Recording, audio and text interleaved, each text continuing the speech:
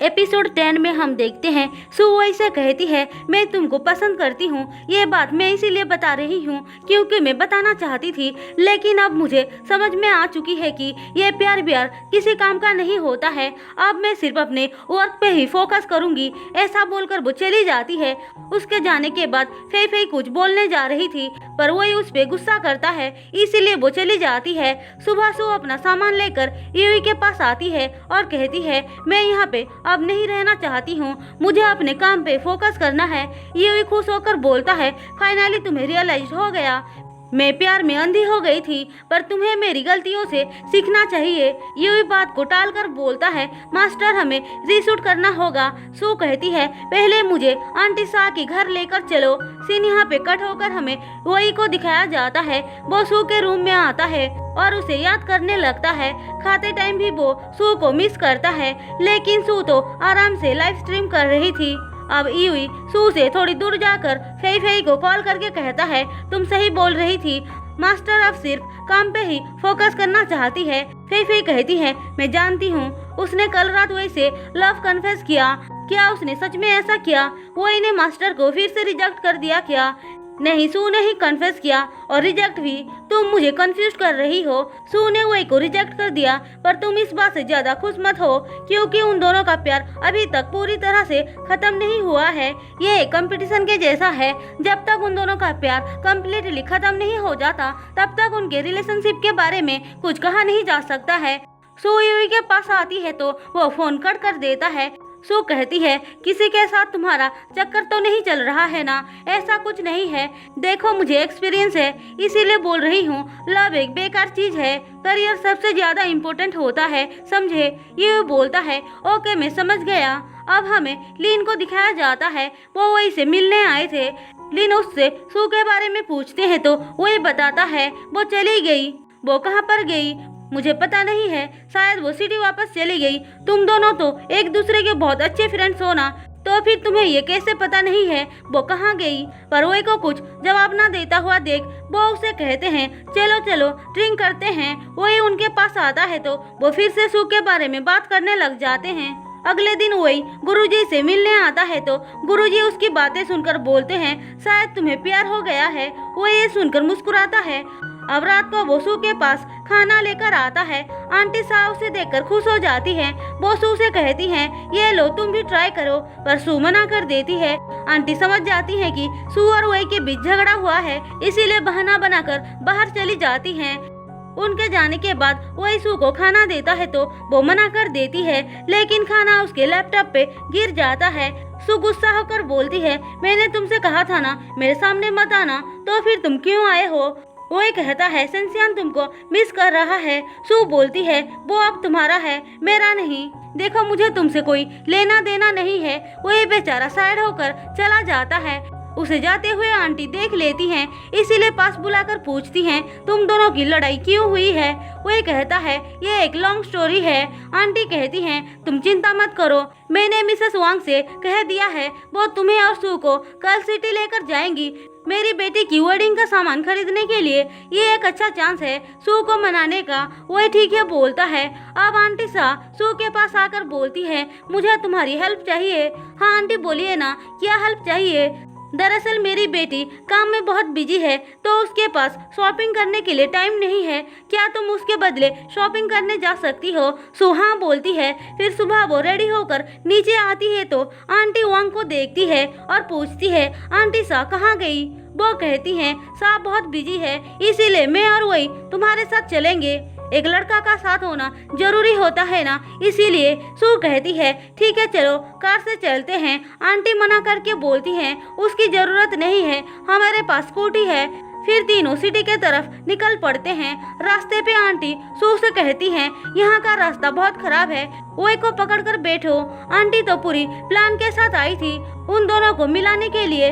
Shopping करते time भी वो उन दोनों को मिलाने का ट्राई कर रही थी, पर सू उनसे दूर भाग जाती है। आंटी वैसे कहती हैं, कोई बात नहीं, प्यार में ऐसा होता रहता है। फिर वो सू को जबरदस्ती वेडिंग गाउन पहनकर ट्राई करने को बोलती हैं। सू कहती है, शादी मेरी नहीं है, तुम्हें तो पता है ना शाह की बेटी बहुत बिजी है, क्या तुम उसके लिए इतना भी नहीं कर सकती हो? सू को ना चाहते हुए भी वेडिंग गाउन पहननी पड़ती है। आंटी जानबूझकर वही को भी वेडिंग ड्रेस पहना देती हैं और उन दोनों का फोटोशूट करवाती हैं। फोटोशूट खत्म होने के बाद आंटी वही से कहती हैं, मैं तुम दोनों को अकेले छोड़कर जा रही हूँ, यही चांस है सू को मनाने का। वही ठीक है बोलता है। अब सू बाहर आती है तो आंटी बोलती हैं, मुझे कुछ अर्जेंट काम है इसीलिए मैं जा रही हूँ, बाकी का सामान तुम और वही लेकर आना। पर इस बार उनका प्लान काम नहीं करता है। सू बोलती है, मुझे भी बहुत सारे काम है, ऐसा बोलकर वो चली जाती है। वही दूसरी तरफ यूई को जब पता चलता है सू वही के साथ गई है, वो इस बारे में फई फई को बता देता है। थोड़ी देर बाद वहाँ पे सू आती है, वो दोनों मिलकर वीडियो को एडिट करते हैं। काम खत्म होने के बाद सू यूई को घर जाने को बोलती है। यूई कहता है, तुम नहीं जाओगी क्या? मुझे वीडियो को फिर से चेक करना है, तुम चले जाओ। यूई उठकर जा रहा था कि सू उसे बर्थडे विश करती है। यूई कहता है, तुम्हें मेरा बर्थडे याद है क्या? ऑफ कोर्स मुझे याद है, चलो साथ में डिनर करते हैं। यूई बोलता है, मैं टाइम और लोकेशन डिसाइड करूंगा डिनर के लिए। फिर वो खुश होते हुए चला जाता है। अब सीन शिफ्ट होकर हमें बाई को दिखाया जाता है। वो सिंचंग के पास आकर कहती है, मीटिंग स्टार्ट होने वाला है। सिंचंग बोलता है, मैं अपना टाइम उस मीटिंग के लिए बर्बाद नहीं कर सकता हूँ। बाई धीमी आवाज में उसके बारे में गलत गलत बातें बोलने लगती है। सिंचंग बोलता है, क्या तुम मुझे कुछ बोल रही हो? मैंने कहा मैं जाकर कार स्टार्ट करती हूँ। दरअसल आज सू के प्रोजेक्ट को रिव्यू किया जाने वाला है, इसीलिए सिंचंग के मना करने पर उसको बहुत गुस्सा आती है। हम देखते हैं सू, सियांग और बाकी सब लोग मीटिंग पे पहुंच चुके थे। थोड़ी देर बाद लीन आते हैं और वीडियो को दिखाने को बोलते हैं। पहले सिंह का प्रोजेक्ट को दिखाया जाता है, लेकिन उसने जिस तरह से वीडियो बनाया था उसे देखकर सबकी नजरें शर्म के मारे झुक जाती है। वीडियो खत्म होने के बाद लीन अपनी सेक्रेटरी से कहते हैं, तुम तो यंग जनरेशन से बिलोंग करती हो ना, तुम्हें कैसा लगा? अपना ओपिनियन शेयर करो। सेक्रेटरी बोलती है, वीडियो कॉफी के बारे में है या पर्सन के बारे में? उसमें तो कॉफी से ज्यादा बॉडी दिखाया गया है, और तुम्हारे आउटफिट के बारे में क्या ही बोलूं। लीन बोलते हैं, मुझे भी ऐसा ही लगता है। उसके बाद सू का वीडियो को दिखाया जाता है। सब लोगों को उसका वीडियो बहुत पसंद आता है, उसने बहुत अच्छे से वीडियो बनाया था। लेकिन सियांग को ये बात हजम नहीं होती है, इसीलिए अपने चमचे को बाहर ले जाकर बोलती है, ये सब क्या चल रहा है? वो कहता है, तुम चिंता मत करो, फाइनल रिजल्ट तो व्यूज देखकर ही डिसाइड किया जाएगा। तुम्हारे मिलियन फॉलोअर्स हैं, तुम्हें व्यूज की टेंशन नहीं लेना चाहिए, यह कंपटीशन तुम ही जीतोगी। दूसरी तरफ लिन सू को मोटिवेट कर रहे थे। सू उनको थैंक्स बोलती है। वो दोनों बात कर ही रहे थे कि तभी वही सू को फोन करता है। लिन उसे फोन स्पीकर पे डालने को बोलते हैं। सू ऐसा ही करती है। वही कहता है, मैं कंपनी के बाहर हूँ, क्या तुम आ सकती हो? लिन ये सुनकर फटाक से फोन छीन लेते हैं और कहते हैं, वही ऊपर आ जाओ। वही ऊपर आता है तो लिन उसके बैग को चेक करते हैं। वही कहता है, वो आपके लिए नहीं है। उनकी सेक्रेटरी बोलती है, ये तो फेयर स्किन के लिए है, इसे लड़कियां लगाती हैं। लीन ये सुनकर वही को चिढ़ाने लगते हैं। हम देखते हैं अंदर व्यूज काउंट करना स्टार्ट हो चुका था। पहले तो सू का वीडियो सिंह से बहुत आगे चल रहा था, लेकिन वो कुछ करती है जिस वजह से सू का वीडियो डाउन होने लग जाती है।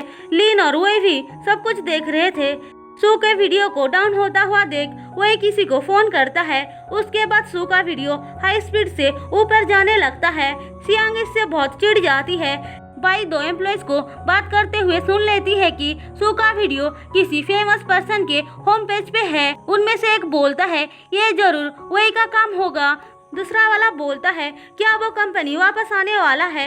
उन दोनों की बातें सिंचंग भी सुन रहा था, इसीलिए वो सू के पास आकर बोलता है, मैंने डिसाइड कर लिया है, ये प्रोजेक्ट सियांग को दिया जाएगा, इसीलिए इस कंपटीशन की कोई वैल्यू नहीं है। जाकर वही को बता दो, ये मेरा फाइनल डिसीजन है। इसी के साथ एपिसोड 10 खत्म होता है। दोस्तों, अगर आपको मेरी एक्सप्लेनेशन पसंद आई हो तो चैनल को सब्सक्राइब और वीडियो को लाइक जरूर कर देना।